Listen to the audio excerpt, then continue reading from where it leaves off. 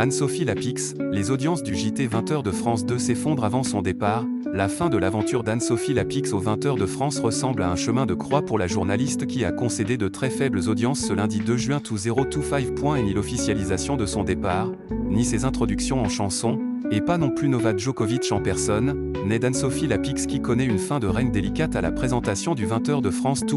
Et la journaliste, qui quittera ses fonctions courant juillet, était de nouveau à la barre ce lundi 2 juin 2025.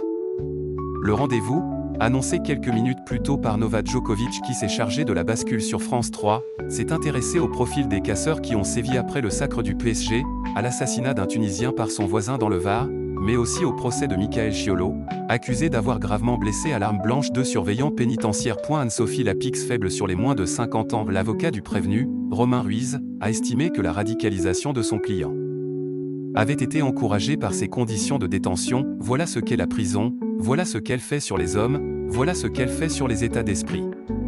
Et voilà pourquoi elle doit être questionnée sur le temps de ce procès.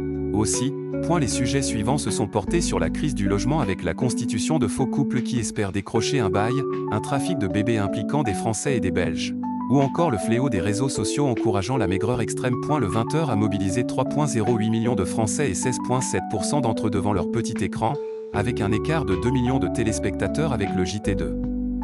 Gilles Boulot, suivi par 5,10 millions d'individus, 27,5%. De 20h31 à 20h51, Anne-Sophie Lapix a mobilisé 3,27 millions de curieux, soit 16,9% des Français devant leur petit écran. Sur les cibles, la journaliste a convaincu 9,2 et 9,6% des 25 à 49, privant France 2 de podium puisque TF1, M6 et TMC l'ont devancé. Julien Bugier n'a pas résisté aux manettes du 13h, suivi par 1,97 million de téléspectateurs, avec une part d'audience s'élevant à 18,7%, contre 41,5% pour Marie-Sophie Lacaro sur la chaîne privée.